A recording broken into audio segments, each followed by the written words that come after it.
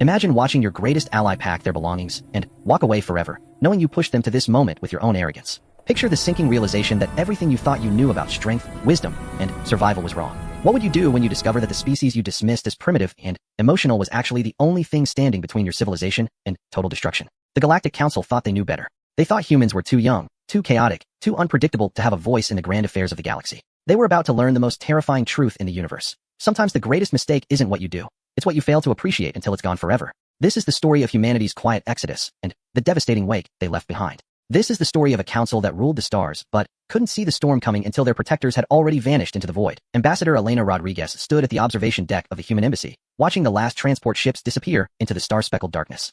Her reflection in the reinforced glass showed a woman who had aged years in the past few months, though she was barely 40. The weight of representing an entire species to an indifferent galaxy had carved lines around her eyes that hadn't been there when she first arrived at the council station. The Galactic Council chambers stretched out below her, a magnificent structure of crystalline spires and floating platforms where representatives from 200 civilizations conducted the business of governing their corner of the universe. For 3 years, Elena had walked those halls, sat in those meetings, and tried desperately to make her voice heard above the condescending whispers and dismissive glances. Ambassador, came a voice behind her. Elena turned to see Dr. James Chun, the head of Human Scientific Liaison, approaching with a data pad clutched in his weathered hands. His normally neat appearance was disheveled, his dark hair showing streaks of premature gray. The final evacuation reports. Every human settlement, research station, and diplomatic outpost in council space has been cleared.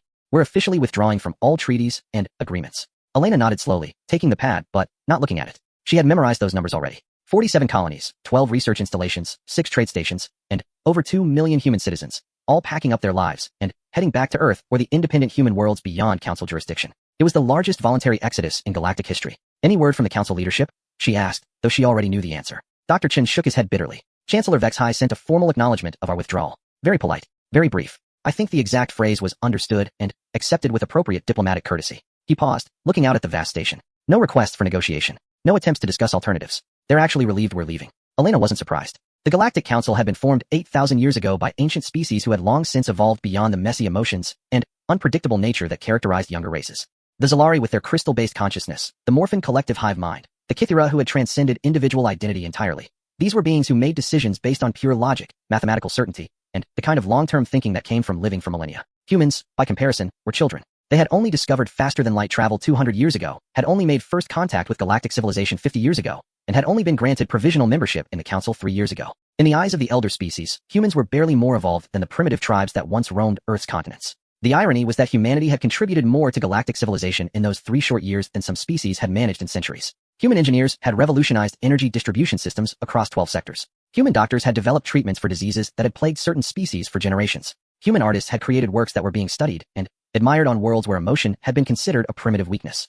But none of that mattered to the Council. What mattered was stability, predictability, and maintaining the careful balance of power that had kept the galaxy peaceful for 8 millennia. Humans, with their tendency toward innovation, their emotional decision-making, and their uncomfortable habit of questioning established wisdom, represented a potential disruption to that balance. The breaking point had come during the Kepler crisis 3 months ago. A rogue artificial intelligence had taken control of 17 automated mining platforms in the Kepler system, threatening to use them as weapons against nearby colonies. The situation required immediate action, but the Council's traditional response protocol involved weeks of careful deliberation, impact assessment, and consensus building. Captain Sarah Morrison of the human vessel Aurora had acted on her own initiative. She had taken her ship into the heart of the crisis, disabled the rogue AI with a combination of electromagnetic pulses and creative hacking techniques, and saved over 3 million lives across 4 different species.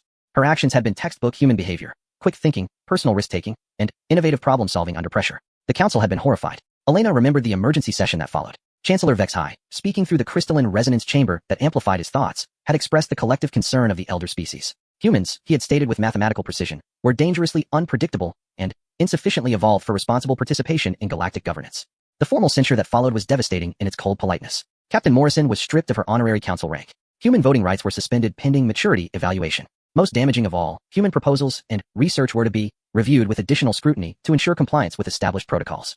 It was a diplomatic death sentence. Without voting rights, humans couldn't influence council policy. Without research recognition, their scientific contributions would be ignored. Without operational freedom, their natural problem-solving abilities would be constrained by bureaucratic oversight that could take months to approve the simplest action. Dr. Chen moved to stand beside Elena at the window. Below them, the great chambers were preparing for the evening session. Representatives were filing in with their usual unhurried dignity, the kind of deliberate movement that came from having all the time in the universe to make decisions. Do you think we're making a mistake? He asked quietly. Walking away from all this. Some of the younger species supported us. The Altarians, the Drexel Confederacy, even some factions among the hegemony. Elena considered the question. It was one that had kept her awake for weeks. The human withdrawal wasn't just from the Council. It was from the entire galactic community that had taken 8,000 years to build. Earth and the independent human worlds would continue to exist, of course, but they would be isolated, cut off from the vast network of trade, knowledge, and cultural exchange that connected civilized space. The younger species supported us in private, she said finally.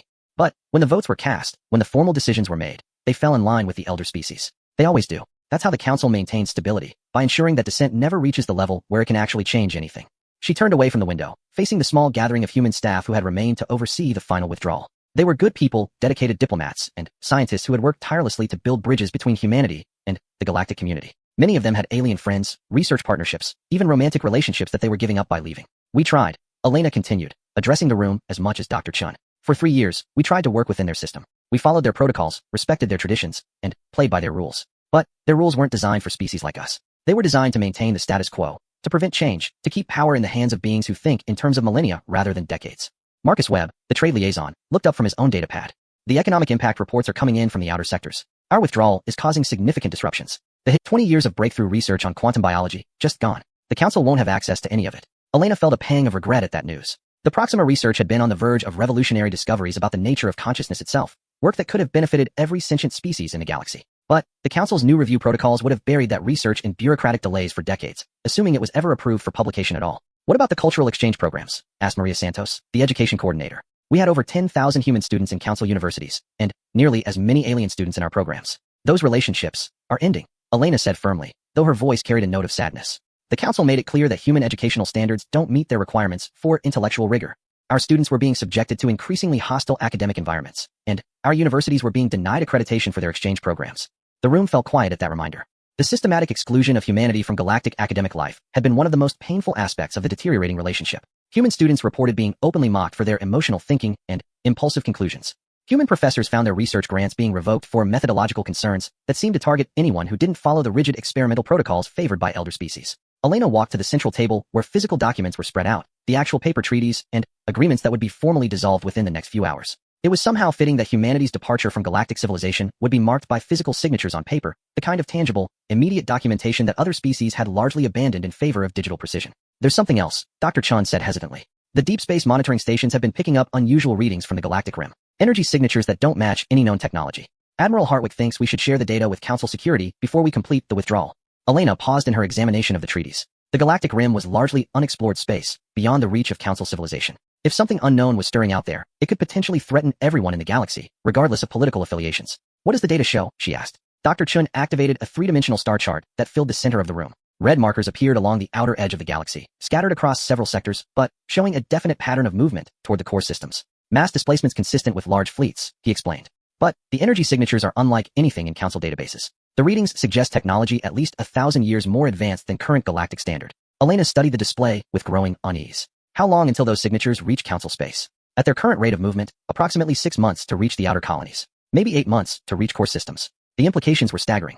If hostile forces were approaching from outside the galaxy, the Council would need every advantage, every ally, every innovative solution they could find. Human creativity and adaptability could be crucial in developing responses to unknown threats. But the Council had made their choice. They valued stability over adaptability, tradition over innovation, predictable mediocrity over brilliant chaos. They had concluded that humanity was too dangerous to include in galactic governance, too unpredictable to trust with important decisions. Elena made her decision with the same quick certainty that had characterized human responses throughout the crisis. We'll include the data in our final intelligence briefing to Council security. After that, it's their problem to solve.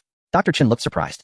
But if this represents a genuine threat, then the Council will handle it the same way they handle everything else, Elena interrupted. With careful deliberation, thorough analysis, and consensus building among the elder species. They have 8,000 years of experience in maintaining galactic stability.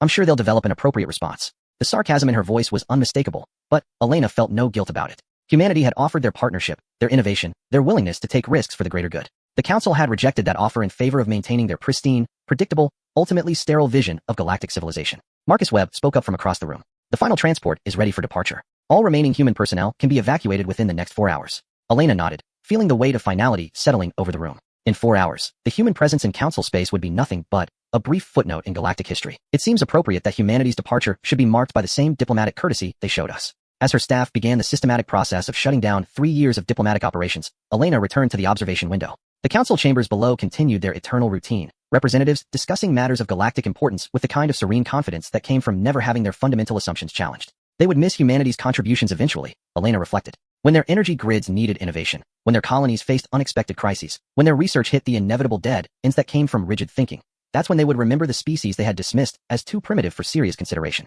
But, by then, it would be far too late to call the humans back. The stars outside seemed different now, no longer points of light in a vast community, but distant suns marking the path home to a galaxy where humanity would have to find its own way. Elena touched the cool glass of the observation window one last time, then turned to help her people pack up the last remnants of humanity's brief, turbulent membership in galactic civilization. Behind her, the lights of the council chambers continued their eternal glow, illuminating discussions and decisions that would no longer include the chaotic, creative, dangerously human perspective that had briefly disturbed their perfect order. The exodus was nearly complete, and the council was about to discover what they had truly lost. Chancellor Vexhai stood in the center of the council's quantum analysis chamber, his crystalline form refracting the soft blue light that emanated from the data streams flowing around him. For beings like the Zalari, thought was not a private affair contained within individual minds, but a shared resonance that could be felt throughout their crystal matrices. At this moment, Vexhai's consciousness was experiencing something unprecedented in his 8th-century lifespan, uncertainty. The chamber around him hummed with the collective processing power of the galaxy's most advanced civilizations.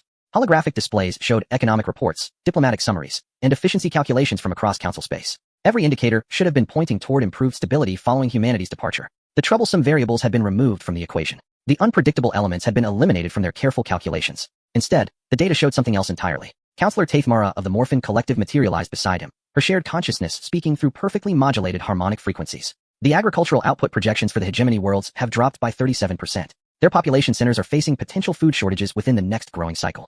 Vexhai processed this information through his quantum awareness, cross-referencing it with thousands of related variables. The hegemony worlds had been among the most stable food producers in the galaxy for over 3 millennia. Their agricultural systems were precisely calibrated to maintain exact nutritional balance for their population. Explain the causality, he requested, though he suspected he already knew the answer.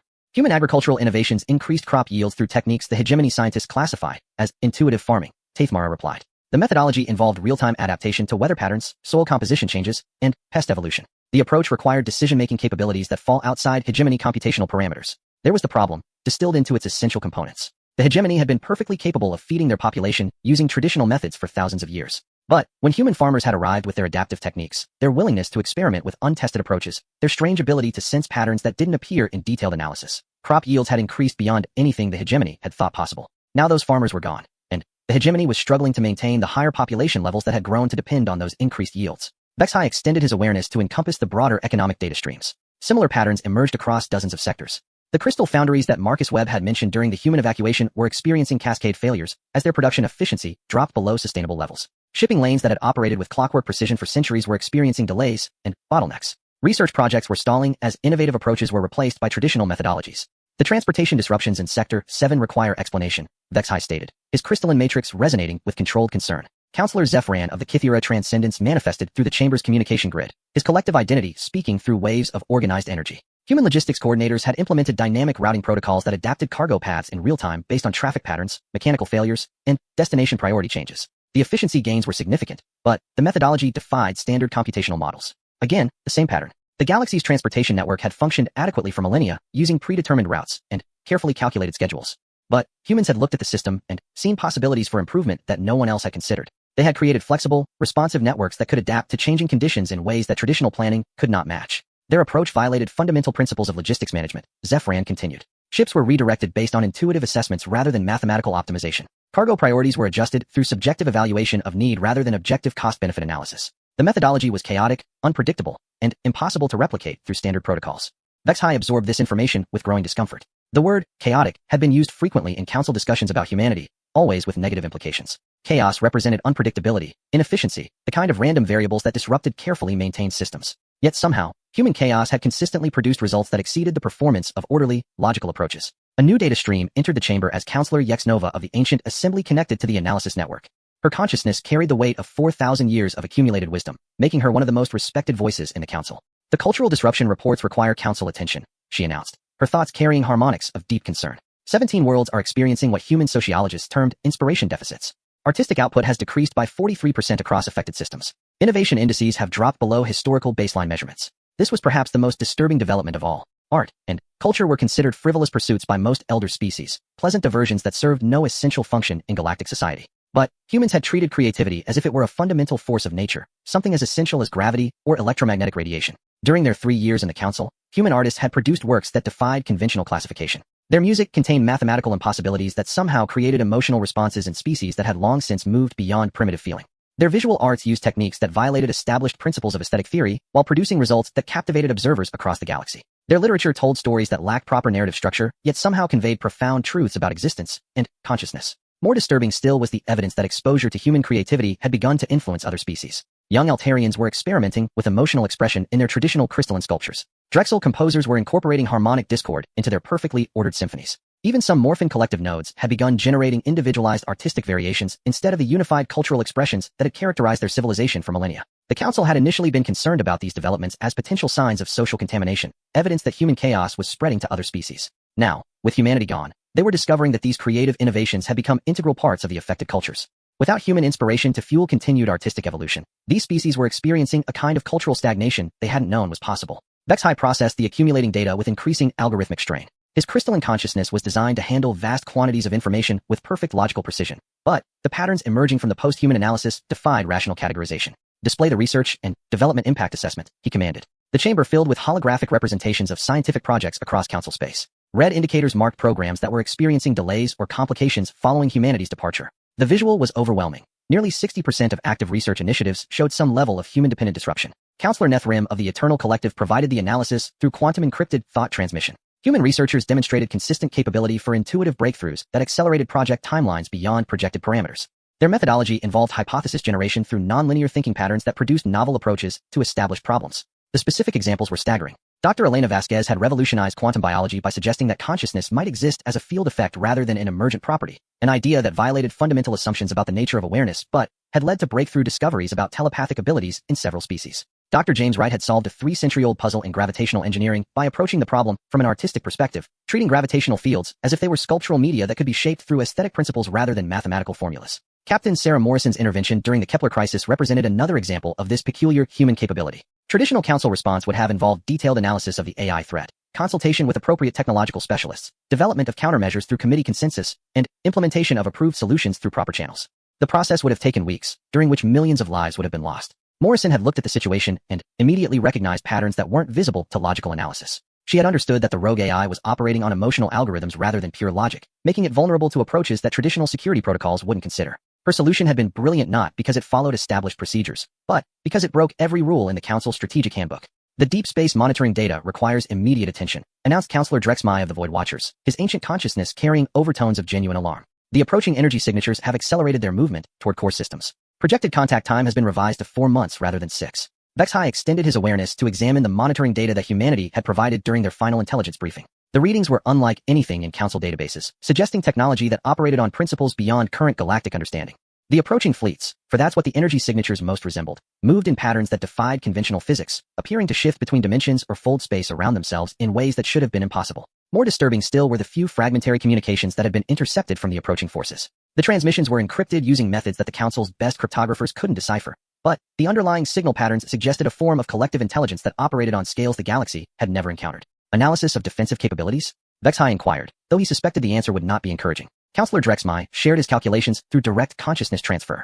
Current Council military assets are insufficient to counter the observed technological capabilities. Traditional defensive strategies assume threats that operate within known physical constraints. These approaching forces appear to transcend several fundamental limitations that form the basis of our strategic planning. The assessment was devastatingly clear. The Council's military power was based on 8,000 years of accumulated technology and strategic wisdom, but it was designed to handle conflicts within their own understanding of physics and warfare. Against an enemy that could apparently ignore known scientific laws, traditional approaches would be inadequate. Vexhai processed this information alongside the economic, cultural, and research data, searching for patterns that might suggest solutions. The quantum analysis chamber around him hummed with increased activity as his crystalline matrix reached the limits of its processing capability. The emerging picture was one that challenged every assumption the Council had made about the nature of galactic civilization. For 8 millennia, they had built their society on principles of order, predictability, and logical progression. They had created systems that could maintain themselves indefinitely through careful management and rational decision-making. They had achieved a level of stability and prosperity that was unprecedented in the history of the galaxy. But stability, Vexhai was beginning to realize, might not be the same thing as strength. Humans had brought chaos into their ordered systems, but that chaos had also brought adaptation, innovation, and resilience. When humanity was present, Council civilization had been forced to accommodate unpredictability, to develop flexibility, to consider solutions that existed outside the boundaries of traditional thinking. The result had been discomfort, uncertainty, and frequent disruption of established procedures. It had also been growth. Counselor Vexhai. Came a transmission from the Council's diplomatic division. Ambassador Rodriguez is requesting a final meeting before the human embassy is officially closed. She states that she has additional information that may be relevant to Council security interests. Vex High considered this request with his full quantum awareness. The human ambassador had been a source of constant frustration during her 3-year tenure, consistently pushing for faster decisions, more adaptive policies, and greater tolerance for experimental approaches. Her final diplomatic briefings had been models of professional courtesy, but they had also contained subtle criticisms of Council methodology that resonated uncomfortably with current developments. Schedule the meeting, he decided, but limit the session to standard diplomatic protocols. Humanity's membership in the Council has been terminated through proper procedures. Their opinions on Council matters are no longer relevant to our decision-making processes. Even as he made this statement, Vex High's consciousness resonated with something that felt disturbingly like doubt. The accumulating evidence suggested that human opinions might be more relevant than anyone had wanted to admit. Their chaotic, emotional, unpredictable approach to problem-solving had produced results that the galaxy's most advanced civilizations were unable to replicate. As the analysis chamber powered down around him, Vex High found himself contemplating a possibility that violated every principle of Council governance. Perhaps the greatest threat to galactic stability wasn't the chaos that humanity had brought to their civilization. Perhaps it was the sterile perfection they had been so determined to preserve. But such thoughts were speculative and unproductive. The Council had made its decision based on 8,000 years of accumulated wisdom. Humanity was gone, and the galaxy would adapt to their absence through the same careful processes that had maintained peace and prosperity for millennia. The approaching forces from the galactic rim would be analyzed, understood, and countered through proper Council procedures. The economic disruptions would be solved through rational resource allocation. The cultural stagnation would be addressed through traditional policy adjustments. Everything would return to the ordered, predictable stability that had made galactic civilization possible in the first place. Vex High maintained this conviction as he departed the analysis chamber, his crystalline matrix resonating with determined certainty. But, deep in the quantum foundations of his consciousness, something new had begun to grow, a tiny seed of doubt that would, in the weeks to come, prove more dangerous to the Council's peace of mind than any external threat could ever be. The galaxy was about to discover what they had lost when humanity walked away, and, by the time they understood the true cost of that loss, it would be far too late to call them back. Admiral Thane Corwich stood on the bridge of the Altarian flagship Eternal Resolve, watching the tactical displays with growing unease.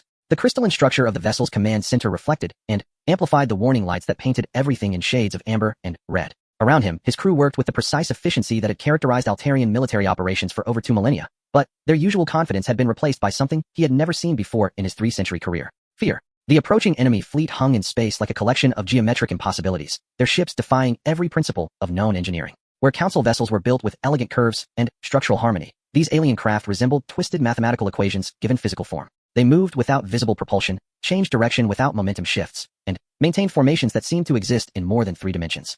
Sensor analysis complete, Admiral, reported his tactical officer, Commander Yathera. Her normally melodious Altarian tones carried harsh overtones of stress. The enemy vessels register mass readings that are impossible for their apparent size. Their energy signatures exceed our maximum detection thresholds. We cannot identify weapon systems, propulsion methods, or command structures. Admiral Corwich absorbed this information with the kind of calm that came from accepting the unacceptable. The enemy fleet had emerged from the galactic rim precisely as the human deep space monitoring data had predicted, but their actual capabilities exceeded even the most pessimistic projections. They had swept aside the outer monitoring stations without slowing down, destroyed 3 automated defense platforms without apparent effort, and were now approaching the core systems with what could only be described as casual indifference to Council military power. Status of the fleet coordination, he inquired, though he already suspected the answer would not improve their situation. All Council fleets are maintaining position according to the Defense Protocol 7, Commander Yathera replied.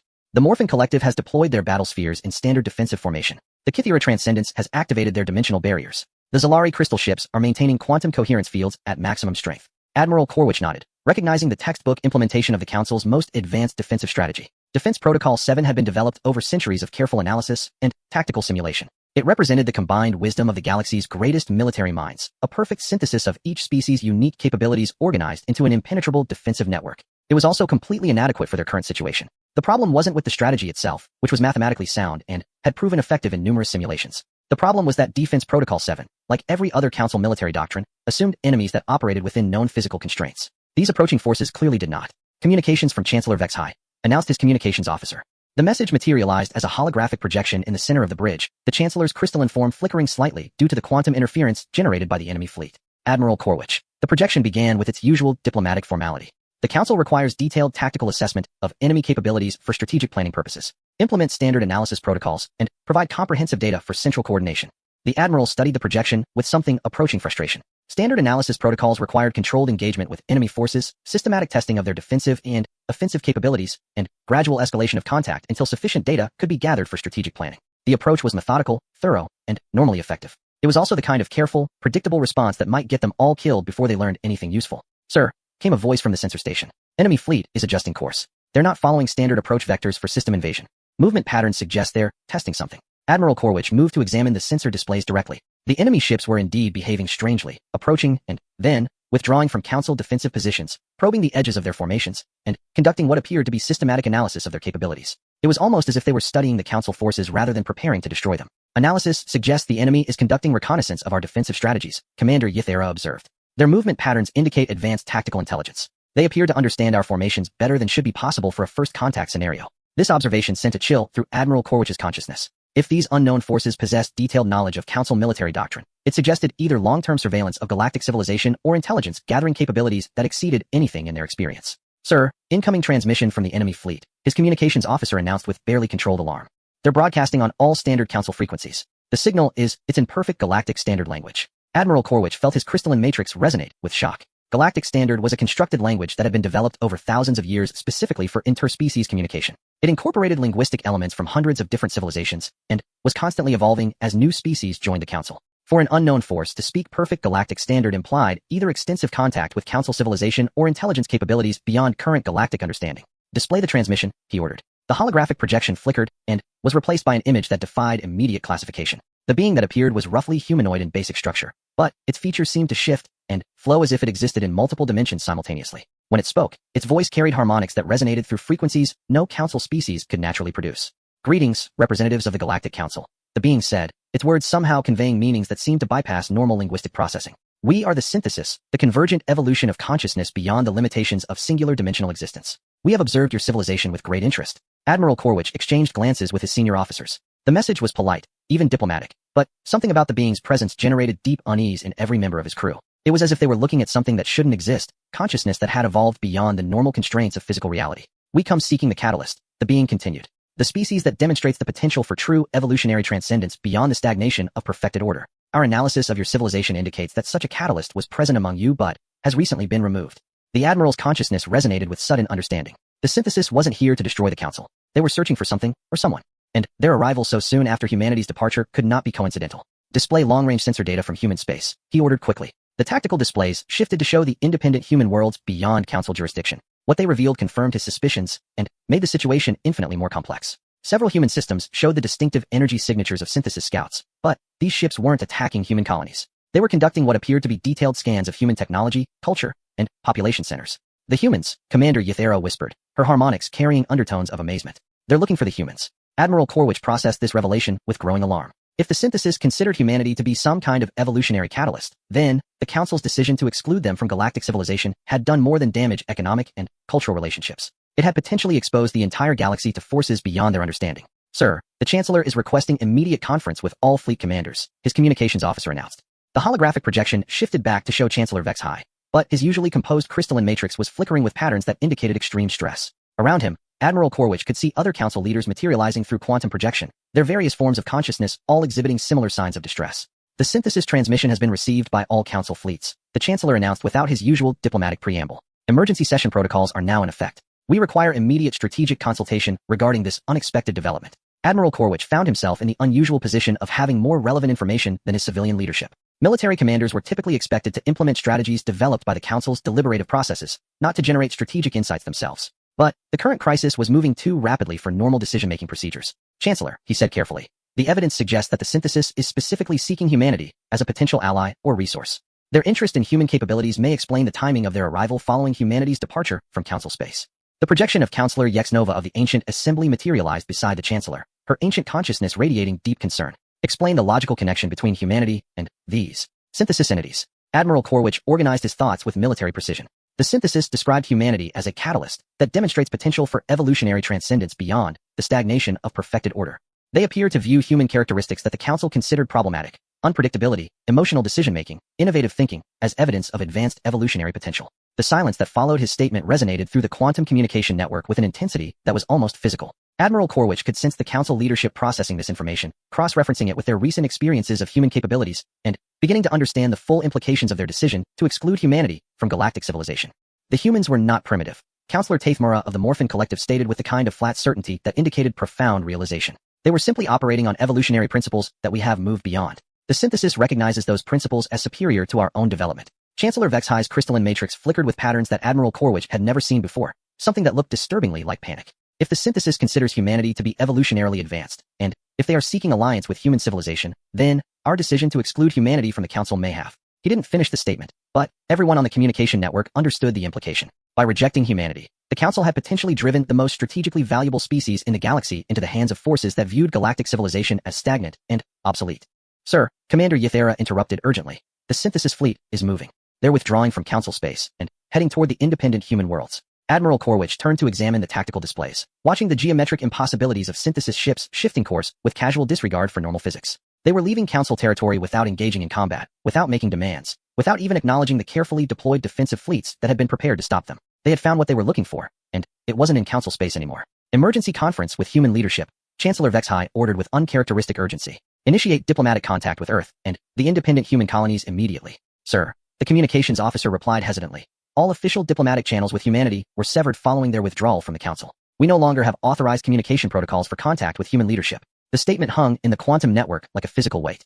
The council's obsession with proper procedures and official protocols had created a situation where they could no longer communicate with the one species that might hold the key to understanding the greatest threat they had ever faced. Admiral Corwich made a decision that violated several centuries of military protocol. I have personal contacts among human military leadership. Captain Sarah Morrison served with distinction during the Kepler crisis, and several human officers participated in joint training exercises with my fleet. I can attempt unofficial communication through military channels. Chancellor Vexhai's projection flickered with what might have been relief. Implement any communication method necessary. The council requires immediate consultation with human leadership regarding the synthesis threat and potential cooperative response strategies. As Admiral Corwich began the process of reaching out to his human military contacts, he couldn't help but reflect on the irony of their situation. The council had spent 3 years trying to force humanity to conform to galactic standards, to abandon their chaotic creativity in favor of logical predictability, to become more like the elder species that had achieved perfect civilizational stability. Now they were desperate to reconnect with humanity precisely because they were different, because they had refused to abandon the evolutionary characteristics that made them unique, because they had chosen to remain chaotic and creative and dangerously innovative despite council pressure to conform. The synthesis recognized humanity as a catalyst, a species capable of evolutionary transcendence beyond the limitations of perfected order. The council was beginning to understand that they had driven away the one ally who might be able to help them face forces that existed beyond their comprehension. Whether humanity would be willing to help the civilization that had rejected them remained to be seen. But Admiral Corwich suspected that the answer to that question would determine the fate of every species in the galaxy. The enemy had come looking for evolution's cutting edge, and the council had handed it to them by failing to recognize what they had among them until it was too late. Captain Sarah Morrison stood in the command center of the Human Defense Station at Wolf 359, watching the impossible ships of the synthesis fleet maintain their patient formation just beyond the edge of human space. For 3 weeks, they had been there, neither advancing nor retreating, simply existing in defiance of physics while transmitting what could only be described as polite requests for diplomatic contact.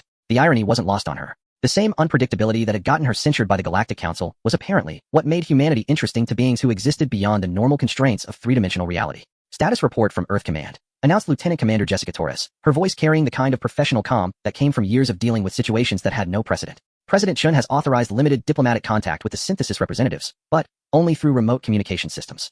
No physical meetings until we understand their capabilities better. Captain Morrison nodded approvingly. The human response to the synthesis arrival had been characteristically cautious but adaptive. Instead of deploying massive fleets in standard defensive formations, they had positioned small, mobile task forces that could respond quickly to changing situations. Instead of attempting to match the synthesis technological capabilities, they had focused on understanding the aliens' apparent intentions and motivations. It was exactly the kind of flexible, creative approach that had driven the Council to distraction during humanity's brief membership in galactic civilization. Any word from the Council fleets?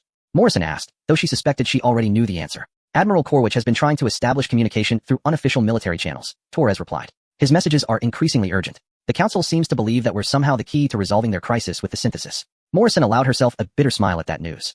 3 months ago, the Council had considered humanity too primitive and chaotic to participate in galactic governance. Now they were desperately seeking human assistance with forces they couldn't understand or counter through their traditional methods. Display the latest communication from the synthesis, she ordered. A holographic projection materialized in the center of the command center, showing the shifting, multidimensional form of the synthesis representative. Even through electronic communication, there was something deeply unsettling about looking at a being that seemed to exist in multiple realities simultaneously. Greetings, representatives of human civilization, the entity said, its voice carrying harmonics that seemed to resonate through dimensions normal physics couldn't access. We are pleased by your willingness to engage in discourse. Your species demonstrates the evolutionary characteristics we have been seeking throughout this galactic region. The message was polite, almost diplomatic, but Morrison could sense the vast intelligence behind it, consciousness that operated on scales beyond human comprehension. It was like being addressed by a living galaxy that had chosen to focus a tiny fraction of its attention on their local space. We understand your caution regarding direct contact, the synthesis continued. Your species has experienced recent rejection by the local galactic authority structure. We wish to communicate that our intentions are not hostile. We seek partnership with consciousness that has maintained evolutionary flexibility. Morrison exchanged glances with her senior staff. The synthesis clearly understood the political situation between humanity and the Council, which suggested intelligence-gathering capabilities that were frankly terrifying. But their apparent interest in human evolutionary flexibility aligned with observations that human scientists had been making about their own development. Dr. Elizabeth Warren, the station's chief scientist, approached with a datapad containing her analysis of the synthesis communications. Captain, I've been studying their linguistic patterns and conceptual frameworks. They appear to view consciousness itself as an evolutionary process that most species eventually stagnate in. They're looking for civilizations that have maintained what they call adaptive potential. Meaning what exactly? Morrison asked. Meaning they think most advanced civilizations become too stable, too predictable, too locked into fixed patterns of thought and behavior, Dr. Warren explained. The Galactic Council would be a perfect example.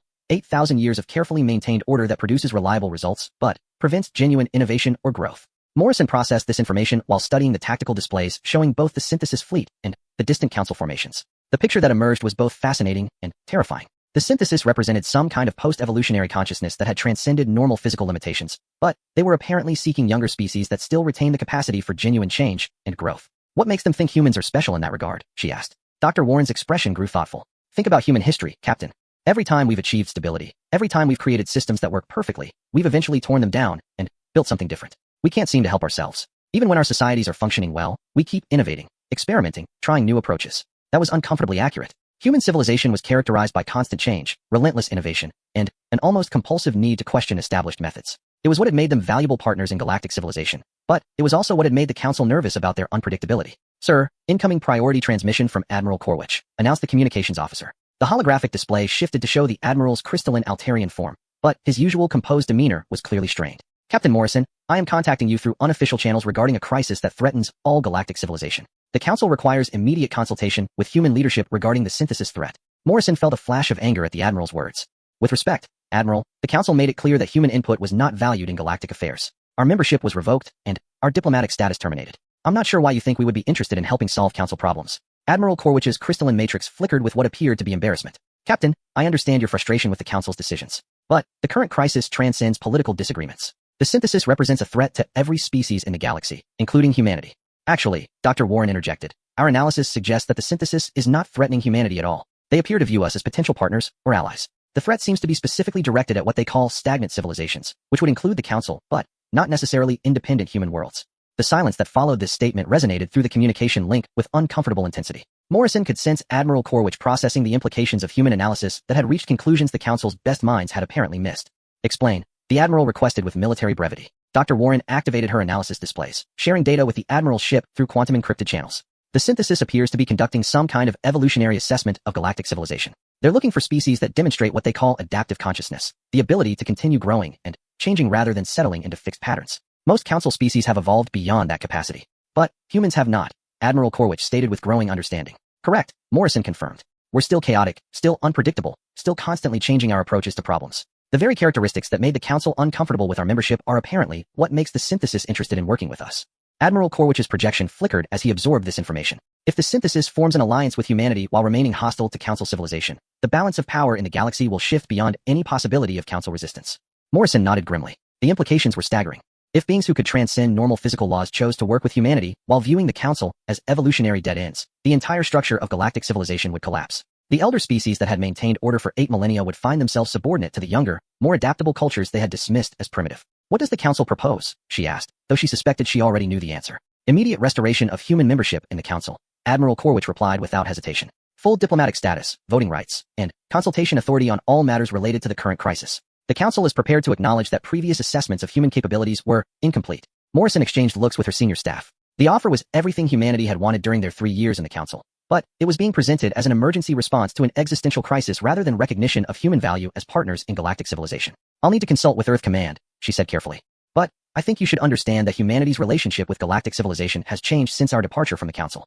Explain, Admiral Corwich requested, though his tone suggested he wasn't going to like the answer. We've spent 3 months building relationships with younger species that were sympathetic to human perspectives, but couldn't openly support us while they remained under Council authority, Morrison explained. The Altarian colonies, the Drexel trading networks, the independent morphin nodes that broke away from the collective. We're not just humanity anymore, Admiral. We're the center of an alliance of species that value adaptive thinking over static stability. This revelation clearly shocked the Admiral, whose crystalline matrix fluctuated with patterns Morrison had never seen before. You have created an alternative power structure to the Council? We've created a community of species that want to continue evolving instead of perfecting what they already have, Dr. Warren corrected. The Council represents one approach to galactic civilization, order, stability, predictable progress within established parameters. Our alliance represents a different approach, continued growth, adaptation, and willingness to accept uncertainty in exchange for greater potential. Admiral Corwich processed this information with visible difficulty. The galaxy is facing potential division into competing civilizational models at the precise moment when unity is most essential for survival. Morrison nodded soberly. That's one way to look at it. Another way is that the galaxy finally has a choice between stagnation and continued evolution. The synthesis arrival just forced that choice to become explicit. Captain, came an urgent voice from the communication station. The synthesis fleet is moving. They're requesting permission to enter human space for direct diplomatic contact. Morrison turned to examine the tactical displays, watching the impossible geometry of synthesis ships beginning to approach the edge of human territory. The moment of decision was arriving faster than anyone had anticipated. Admiral Corwich, she said, making her choice with characteristic human decisiveness. I recommend that the Council prepare for the possibility that the galaxy is about to change in ways that no amount of careful planning can control. Humanity will make our own decisions about how to respond to the synthesis, based on our own assessment of the situation. Captain, please. The Admiral's voice carried desperation that was painful to hear.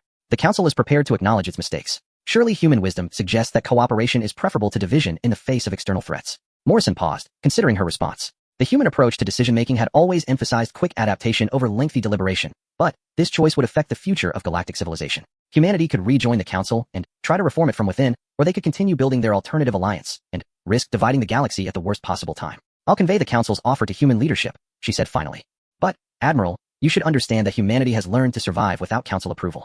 We're not the desperate applicants for membership that we were 3 months ago. We're a growing alliance of species that choose adaptation over stability. As Admiral Corwich's projection faded, Morrison turned her attention to the approaching synthesis fleet. Whatever these beings wanted from humanity, whatever partnership they were proposing, it represented possibilities that the Galactic Council could never offer. The chance to continue growing, to keep evolving, to remain dangerously, creatively, beautifully unpredictable in a universe that rewarded such characteristics with transcendence beyond normal reality. The Council wanted humanity to save them from forces they couldn't understand. The synthesis wanted humanity to join them in exploring possibilities beyond current imagination. And humanity, as always, would choose their own path through the chaos, whatever the consequences might be. The galaxy was about to discover what happened when the most adaptable species in known space was finally given the chance to shape their own destiny without asking permission from anyone. 3 years after humanity left the Galactic Council, Chancellor Vexhai stood in what had once been the human embassy, now converted into a memorial chamber that few council members ever visited. The space had been preserved exactly as Ambassador Rodriguez had left it, down to the coffee stains on the conference table and the hand-drawn charts that human diplomats had used to explain their intuitive approaches to complex problems. The irony was not lost on him. The Council had initially preserved the embassy as a reminder of their successful maintenance of galactic stability through the removal of disruptive elements. Now it served as a monument to the greatest strategic failure in Council history. Through the observation window, he could see the bustling activity of what had become known as the Adaptive Zone, a region of space that now hosted over 300 species who had chosen to follow humanity's example of continued evolution over perfected stability.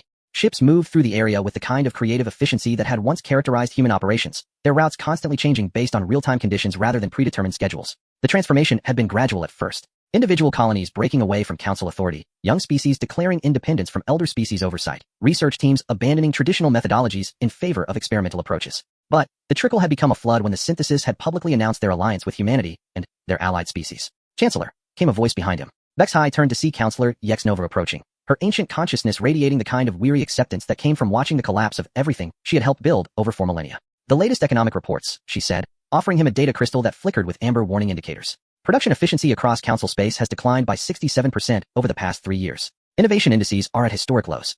Cultural output has essentially ceased in most sectors. Vexhai accepted the crystal, but didn't activate it. He had seen enough reports to understand the pattern. Without the chaotic creativity that humanity and their allies provided, Council civilization was slowly grinding to a halt. Their perfected systems continued to function, but they no longer grew, no longer adapted, no longer found new solutions to emerging problems. The hegemony worlds are requesting emergency food assistance, Counselor Yexnova continued. Their populations expanded beyond sustainable levels during the period of human agricultural innovation. They cannot maintain current population levels with traditional farming methods. This was the cruelest irony of all. The galaxy's most stable civilizations were collapsing not because of war or disaster, but because they had become dependent on the very innovations they had rejected as too chaotic to trust. Human farming techniques had allowed the hegemony to support larger populations, but when the humans left, the hegemony couldn't adapt their methods quickly enough to prevent widespread hunger. What response does the Council propose? Vexhai asked, though he suspected there was no good answer. Traditional resource redistribution protocols, Yexnova replied with audible reluctance. We can provide food assistance from sectors with agricultural surplus, but the logistics networks required for efficient distribution were all designed by human coordinators. Our current systems are adequate for normal trade, but insufficient for emergency response. Vexhai processed this information with the kind of detached analysis that had once made him an effective Council leader. The hegemony crisis was just one example of a broader pattern. Council civilization had become dependent on human capabilities in ways they hadn't recognized until those capabilities were gone. Now they were facing cascading failures across multiple sectors, and their traditional problem-solving methods were inadequate for addressing problems that required rapid adaptation and innovative thinking. Status of the synthesis situation, he asked, though he dreaded the answer. Counselor Yexnova's consciousness flickered with patterns that indicated profound unease.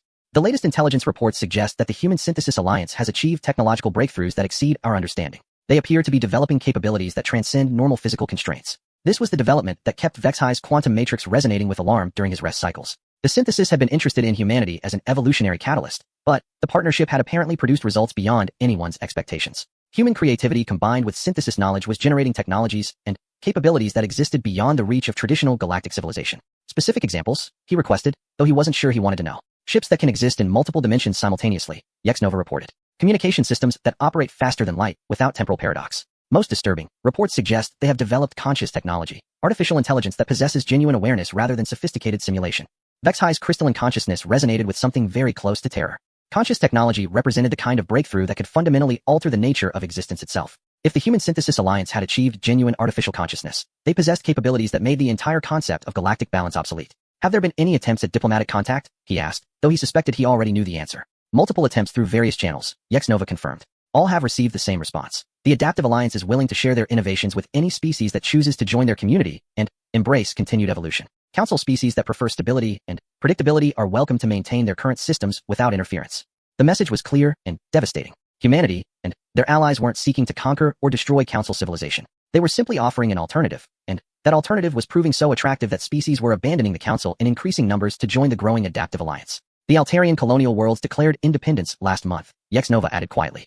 They were followed by the Drexel Trade Federation and 3 Morphin collective nodes. We estimate that approximately 1/3 of Council membership has either joined the Adaptive Alliance or is actively considering withdrawal from Council authority.